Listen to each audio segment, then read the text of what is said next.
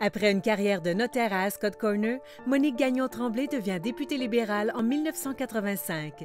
Elle occupera la fonction de ministre dans différents ministères, dont celui de la condition féminine et celui des communautés culturelles et de l'immigration. Bienvenue à Mémoire des députés.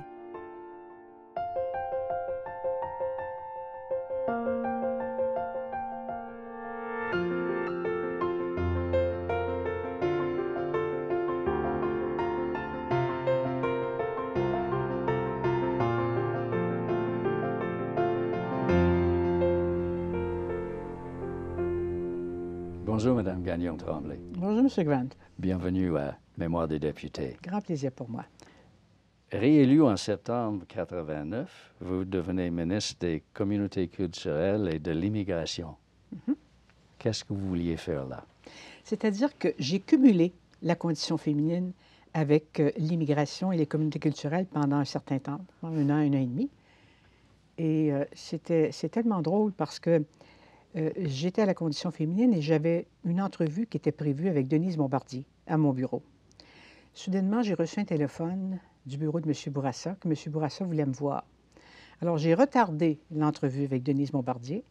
Je suis allée rencontrer M. Bourassa et M. Bourassa m'a dit « Je voudrais que vous acceptiez le poste de ministre de l'Immigration et des Communautés culturelles, tout en cumulant la condition féminine pendant un certain temps. » Alors, à ma grande surprise, vous comprendrez que moi, je provenais d'une région.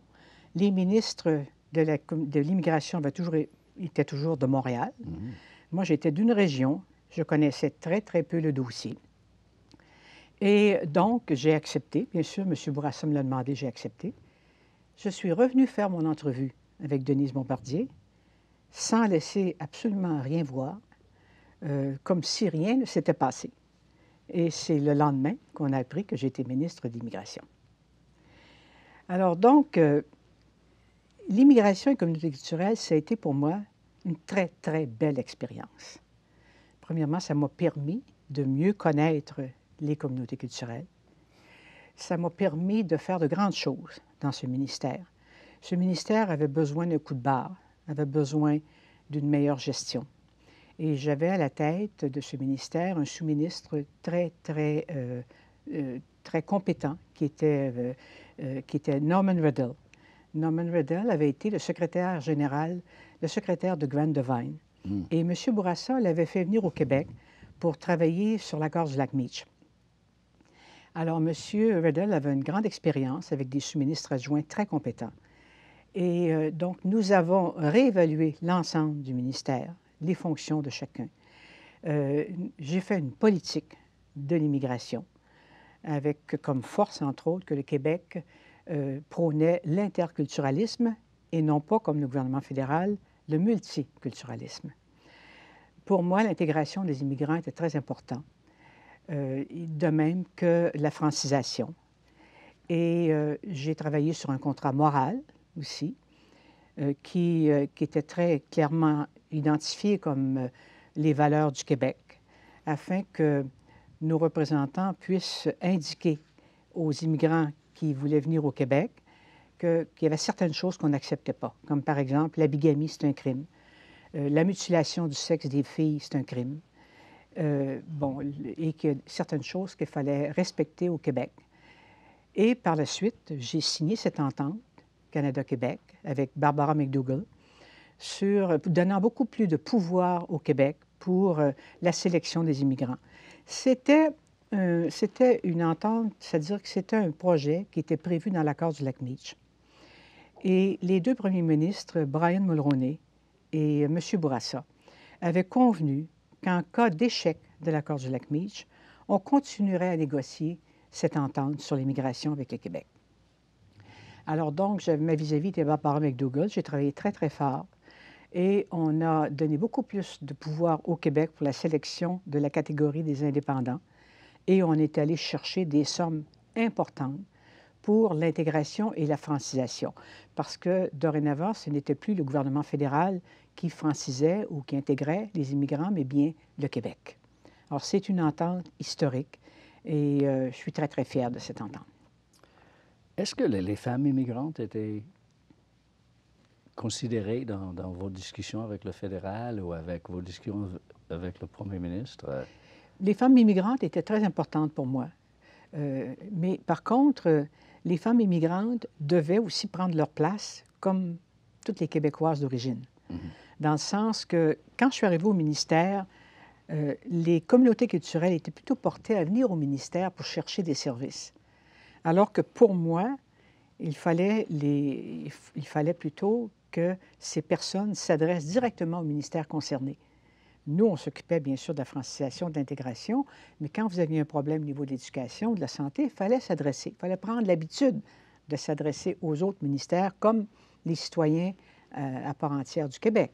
Alors ça a été quand même assez nouveau, mais pour les responsabiliser finalement, puis afin que ces femmes ou ces hommes puissent prendre leur place et participer à la vie active du Québec. À un moment donné, vous avez fait des déclarations vis-à-vis l'immigration. Vous vouliez fermer la porte aux intégristes musulmans. Vous vouliez que les gens comprennent que le contrat social avec eux comme immigrants, vous ne pouvez pas accepter ceux qui ne respectaient pas les femmes ou n'importe quel de nos droits dans le Code civil et que vous avez même dit qu'un immigrant qui n'accepte pas la société québécoise était mieux de rester chez lui. Est-ce que ça faisait partie de toute cette réflexion? Oui, ce n'est pas nécessairement une lutte comme telle, comme les intégristes, mais ça faisait partie de ma politique. Oui. Premièrement, c'est que pour moi, l'immigration, ce n'était pas un droit.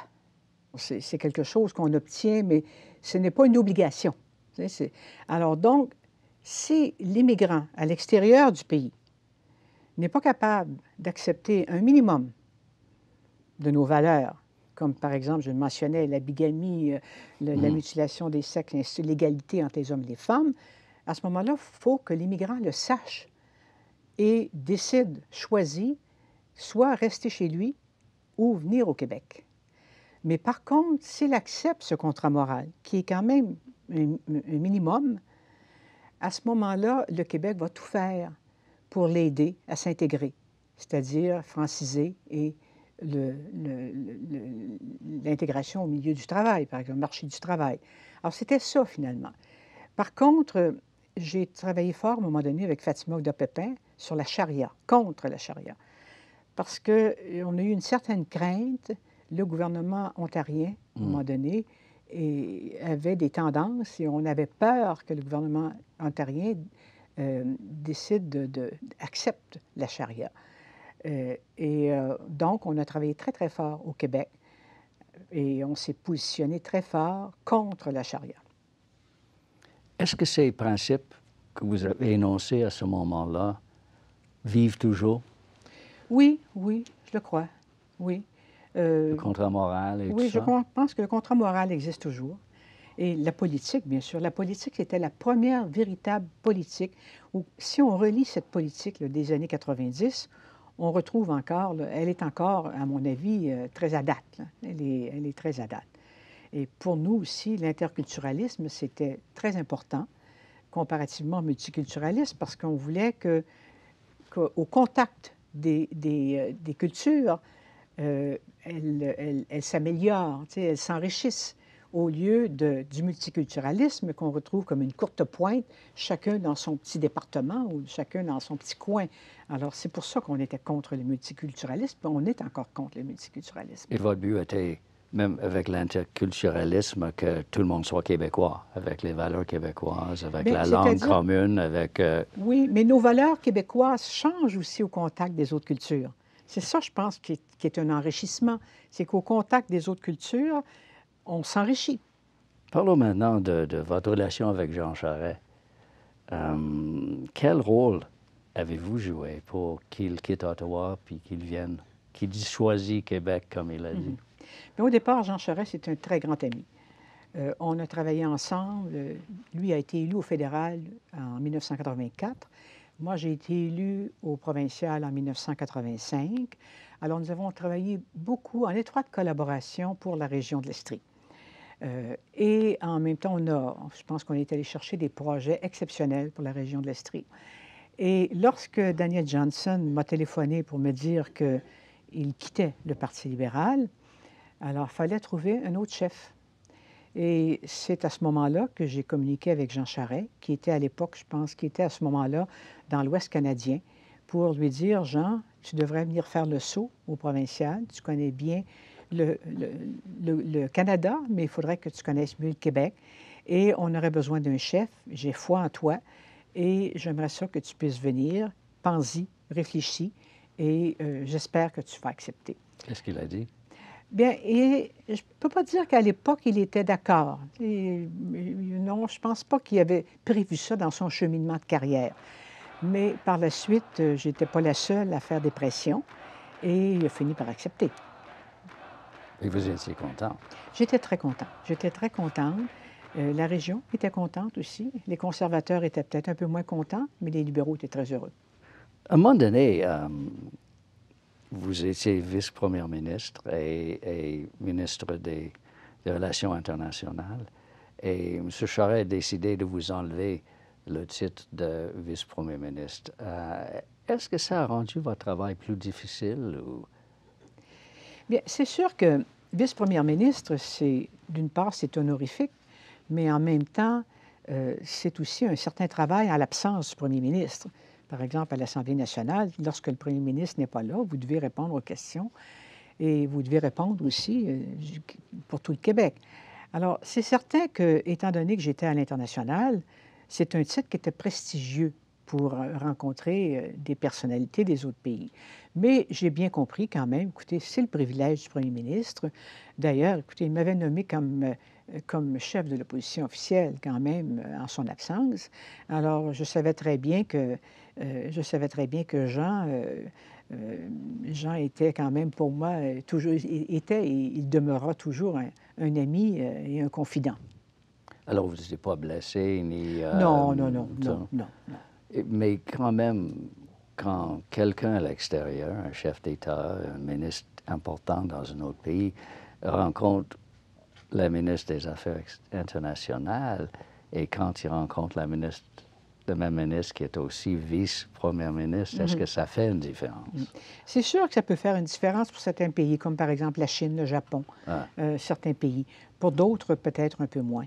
Mais je n'ai jamais pensé que c'est parce que Jean m'aimait moins qu'il avait décidé de donner le titre à quelqu'un d'autre. Et Jean savait très bien qu'il pouvait me demander n'importe quoi. Et moi, je savais très bien que je pouvais refuser ce qu'il pouvait me demander et que je ne serais pas réprimandée pour autant. Parce qu'il y a des choses parfois que je n'ai pas acceptées, puis j'aurais pu retourner sur le banc des députés. Mais Jean avait une très grande estime de moi, comme moi j'en avais envers lui. Vous étiez réélu en 2007 et vous avez été nommé aux Relations internationales jusqu'en 2008. C'était pas très long cette fois-là. Comment avez-vous vécu la période où votre gouvernement était minoritaire? Est-ce que c'était difficile ou vous êtes habitué à avoir le pouvoir? Alors Oui, c'est sûr que minoritaire, c'est toujours difficile parce que vous ne pouvez pas faire adopter les lois que vous souhaitez faire adopter. Vous devez toujours penser à l'opposition, la réaction de l'opposition. C'est parfois des heures interminables de discussion. C'est sûr que c'est toujours très, très difficile et je suis très heureuse quand M. Charest a décidé de retourner en élection le plus rapidement possible afin de régulariser la situation. Parce que dans une période de gouvernement minoritaire, on est en fait en campagne continuellement. Là. Est-ce qu'il y a un stress pour le côté ministériel qui est plus fort sur le côté opposition? Oui, c'est certain qu'il y a toujours un stress dans le sens qu'il y a des modifications que vous pourriez peut-être apporter que vous n'apportez pas de crainte de soulever des débats. Alors, il y a beaucoup de... Disons que vous êtes un peu en attente. Le travail n'est pas le même. C'est un peu comme en attente parce que, comme je le mentionnais, vous n'osez pas aller trop de l'avant si ça peut créer des débats. Est-ce que la machine se ralentit? Est-ce que les sous-ministres sont moins actifs? Est-ce qu'ils sont sur un pied d'attente aussi? Ou est-ce que seulement les députés ministres et les députés de l'opposition qui le sont? C'est sûr que les sous-ministres sont quand même conscients que ce n'est pas le moment de se lancer dans des grandes politiques ou des grands changements. Je pense que les sous-ministres sont très conscients de ça. Là, vous êtes réélu en 2008. Et cette fois, vous êtes présidente du Conseil du Trésor jusqu'en 2010. Et là, les gens vous ont regardé et dit, non, elle ne veut pas ça. Elle ne veut pas travailler si fort, cette personne-là. Comment vous réagissez à lire ça encore? Pour moi, c'est un défi. Hein? C'est un autre défi. J'avais déjà été présidente du Conseil du Trésor sous le règne de Daniel Johnson. Oui. Et lorsque M. Charest m'a demandé d'être présidente du Conseil du Trésor et responsable d'administration, c'est certain que ça me faisait quelque chose dans le sens que j'étais bien aux relations internationales. Mm-hmm. Mais en même temps, c'est un défi pour moi. Et j'ai beaucoup, beaucoup aimé le Conseil du Trésor. C'est une excellente expérience. Premièrement, c'est aussi horizontal. Vous avez l'impression de connaître tous les ministères, de savoir lesquels sont bien gérés, lesquels sont moins bien gérés. Vous devez répondre aux besoins des ministères. Alors, c'est une période que j'ai beaucoup aimée. Et je pense que M. Charest m'a nommé comme président du Conseil du Trésor au moment où on devait négocier les conventions collectives avec les fonctionnaires de l'État. Alors, immédiatement, quand je suis arrivée, j'ai décidé que ma façon de négocier serait différente des autres années. Et j'ai commencé très, très rapidement à regrouper les syndicats, les responsables des syndicats, mes différents collègues santé, éducation, et on a convenu d'un plan. Et je dirais que j'ai un peu mis de côté les anciens négociateurs de l'État. Pour moi, il fallait trouver une façon nouvelle de négocier. Auparavant, c'est qu'on négociait jusqu'à la dernière minute et bon, finalement, souvent, la convention était signée 2 ans après. Mais là, je me suis dit, on doit avoir possibilité de s'entendre sans avoir à négocier comme auparavant. Alors, j'ai mis de côté les anciens négociateurs du gouvernement pour avoir une approche beaucoup plus moderne. Et j'ai gagné mon pari parce que nous avons signé une convention négociée qui est historique, 3 mois après la fin de la convention collective, alors que généralement, on signait une convention collective 2 ans puis 3 ans après la fin de la convention. Alors, c'était quand même historique, avec une façon de négocier aussi différemment, basée sur l'économie du Québec. Et c'était donc mon rôle, mon objectif était rempli. Je pense que c'était ce que M. Charest voulait que je fasse. Et c'est pour ça que par la suite, il m'a retourné aux relations internationales. Oui, parce que c'était vraiment votre grand amour en politique. Hein? Oui. Oui. Parce que les gens regardent quelqu'un qui est ministre des Relations internationales et disent « Ah, quand même, ça doit être bon de voyager tout le temps. » Mais ceux qui voyagent beaucoup savent que c'est horrible de voyager tout le temps. Est-ce que c'est votre expérience aussi? Oui, oui. En somme, c'est que les gens ont l'impression qu'on s'en va en vacances. Exact. Mais c'est des missions quand même, des missions qui demandent énormément. Premièrement, avec le décalage horaire. Déjà, on part avec un décalage horaire, on revient avec un décalage horaire, et il faut continuer à travailler. Et ça demande également une très bonne préparation. Avant de partir, on a quand même des fonctionnaires qui nous préparent des livres de briefing. Il faut quand même savoir qu'est-ce qu'on va dire. Il y a des discours qu'on doit prononcer. Il faut que ces discours-là soient préparés. Souvent, sur l'avion, je lisais toutes mes notes et puis la veille d'un discours, il faut que tu relises, il faut que tu vois s'il était bien adapté.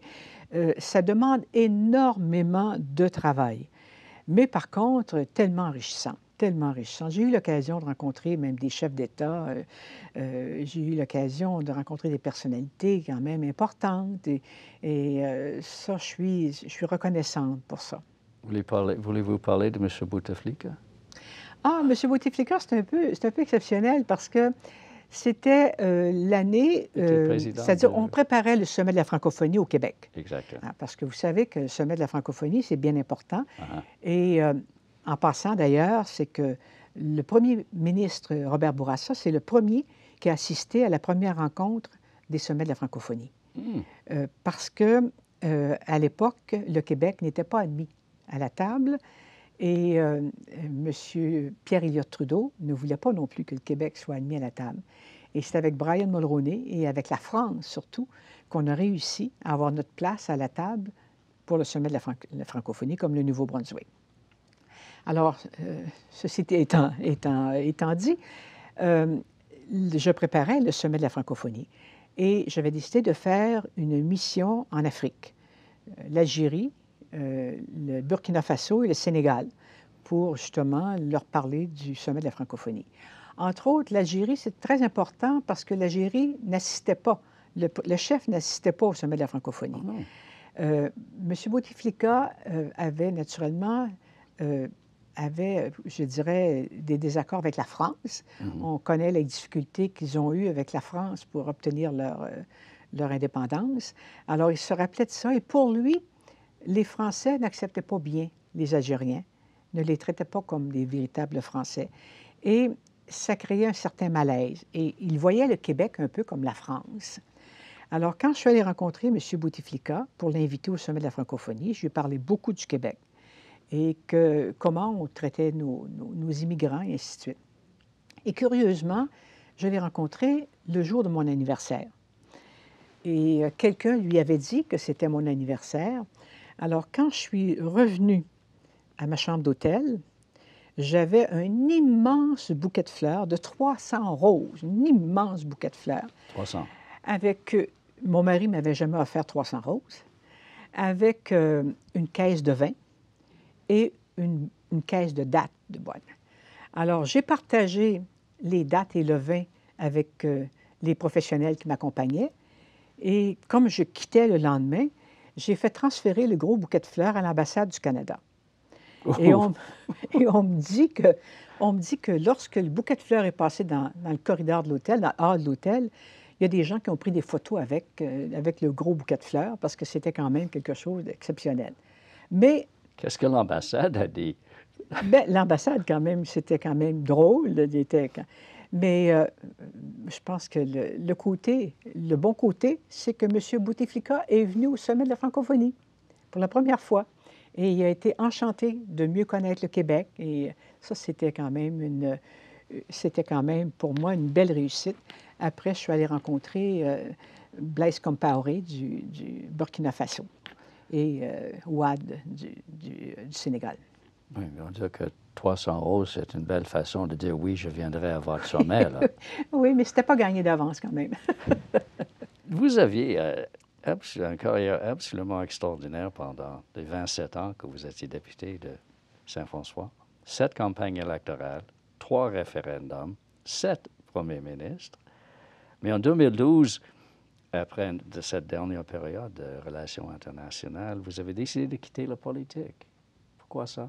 Bien, premièrement, après 27 ans, je pense qu'il fallait y penser. Et je n'avais plus 45 ans. Quand même, l'âge se faisait sentir. Et j'avais besoin quand même d'une retraite. Alors, je me disais, bon, bien, j'avais promis à Jean Charest que je serais là tant et aussi longtemps qu'il serait premier ministre du Québec, que je l'appuierais et que je l'épaulerais. Et en 2012, bien là, ne sachant pas trop qu'est-ce qui allait arriver, puis d'autant plus que l'âge m'indiquait que je devais me retirer. Alors, j'ai prévenu Jean que je ne me présenterais pas à l'élection de 2012 et on connaît maintenant la suite des choses. Oui, vous êtes une pionnière comme femme politique, la première femme ministre des Finances, première présidente du Conseil du Trésor, première chef de l'opposition officielle. Êtes-vous féministe? Oui, je suis féministe. Oui, je suis féministe parce que j'ai toujours travaillé pour le droit des femmes. Mais en même temps, vous ne me verrez jamais dans la rue pour manifester. Jamais je serais descendue dans la rue pour manifester. Il y a une différence là. Oui. Depuis 3 décennies, est-ce que les politiciennes québécoises ont vraiment pris leur place à l'Assemblée nationale ou dans les discours politiques?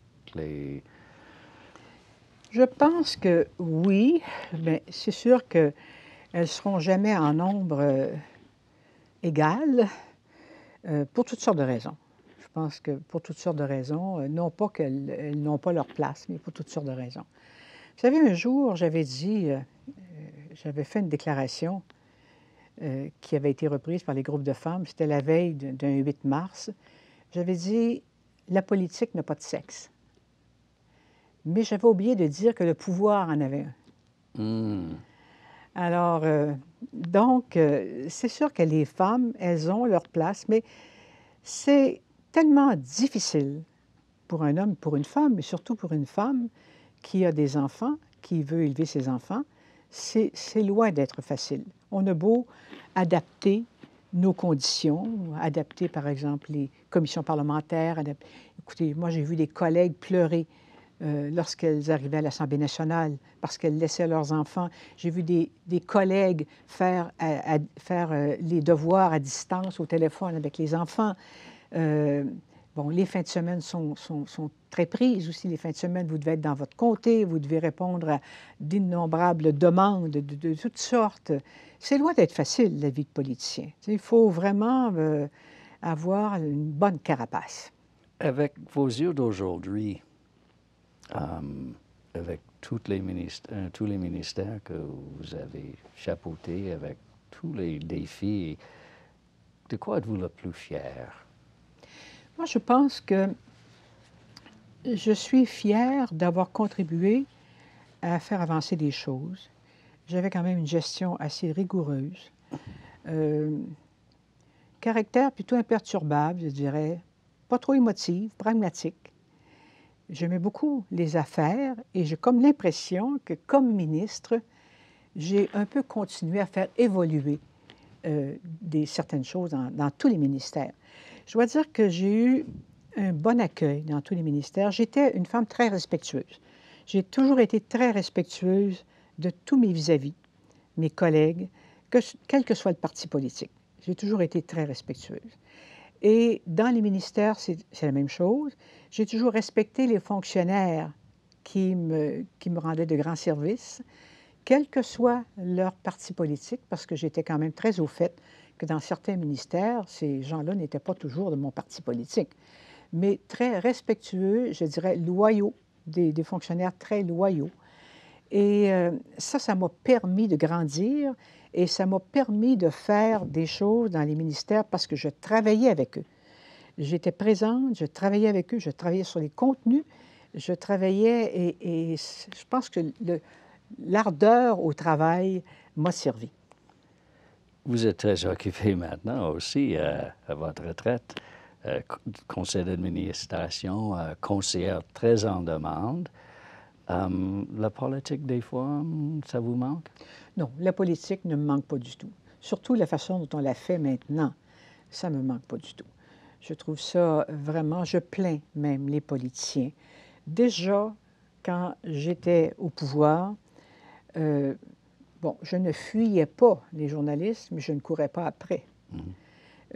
En somme, c'est que j'étais ce qu'on appelait une force tranquille, mais je ne courais pas après les entrevues. Je trouvais ça très difficile parce que c'est toujours la clip qui était en premier, qu'on conservait. Mais on cherchait aussi la petite bête noire au lieu d'approfondir véritablement.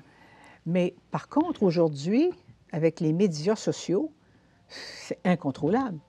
Vous pouvez faire dire n'importe quoi, on peut vous faire dire n'importe quoi, c'est incontrôlable. Alors, je ne me vois pas du tout, avec ces méthodes modernes maintenant, affronter la vie politique. J'avoue que je plains même les politiciens actuellement. Merci beaucoup, Mme Gagnon-Tremblay. Ça m'a fait Un grand plaisir.